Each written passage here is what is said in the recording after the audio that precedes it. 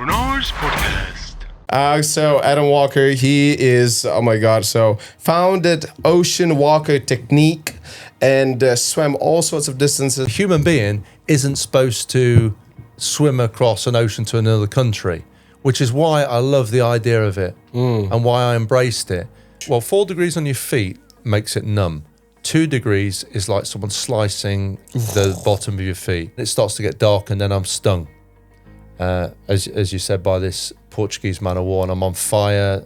Absolutely the most pain that I've ever had. I think people really don't understand what is going on when someone says they swim, let's start with English Channel, and you did 7 or 6 more different places, so there was 7 in total. And then I was injured. I had a dislocated knee at 16, and I went back into swimming again, and I packed in the cricket for a while, and then at 18 another dislocation. I went back into cricket again, but the world was pushing me into swimming, and I managed somehow to get to the student national final. And I thought, how's this happen? You were pretty much born and made to be a swimmer. There was a realization at some point, I think I always knew it, that I'm not meant for that world, and my family are all in that world. My dad worked for Mars, Master Foods for 23 years. My brother's a sales director of Swizzles. I did a sports degree at university, and then I went into sales. So I used to make fun out of what I was doing to try and balance myself off. 12 years of age was the last time I swam an hour properly training from when I was 28. So it represented a sport that I could do while I was injured, and something that I wasn't very good at in that sport, which was long distance and freestyle. So I thought, what if I can master that? 7 days of discomfort changed my life. If I could give you and say to you, if you get in discomfort 7 days, I mean extreme discomfort, but if you're willing to go through 7 days of discomfort to have everything that Molokai to Oahu, so island to island, on paper, 45k, one of the longest, the longest of the Ocean 7. And On a Clear Day is a very simple movie. There's no frills to it, but it grabbed me in the heart. You know, sometimes movies really grab you. And I related to that character, Frank.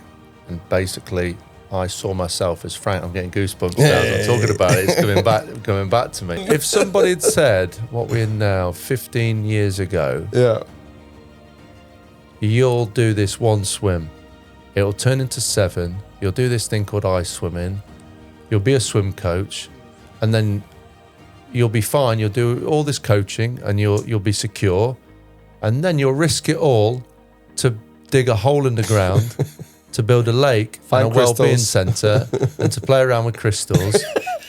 2021 we opened. I bought a disused goat farm December 17. We went planning 18. It took about 3 years to come to fruition because of all the red tape and all the things you have to do. A small pool with a jet, have a camera system. So I have that. And then we also have a cabin for various different well-being. So we have Reiki, we have yoga, stand-up paddleboard yoga, we have water sports, kayaking, stand-up paddleboard. When did you get into coaching?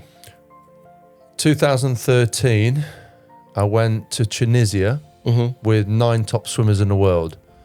And they saw me swim. Well, actually, one guy who was the Olympic coach of the Malta swim team. And he said, I'd never seen anyone swim so effortless.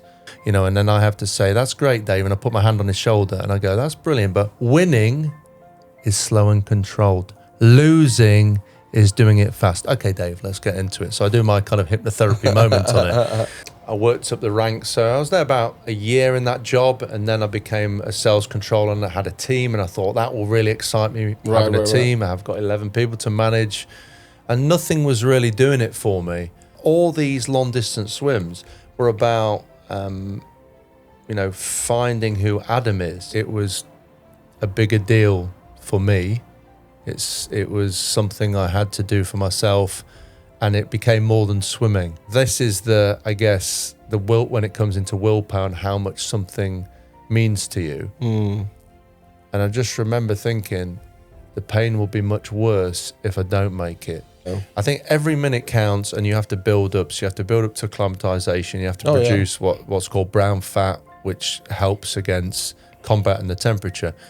what would happen is the blood goes to your major organs, so your lungs, liver, kidneys, that sort of thing, and it goes away from your hands and feet. That's why it goes numb. I can imagine you when you're old, man. When you're going to be like 70 years old, you're probably still going to do your crazy swims. You're like, I'm ready to do some swims today.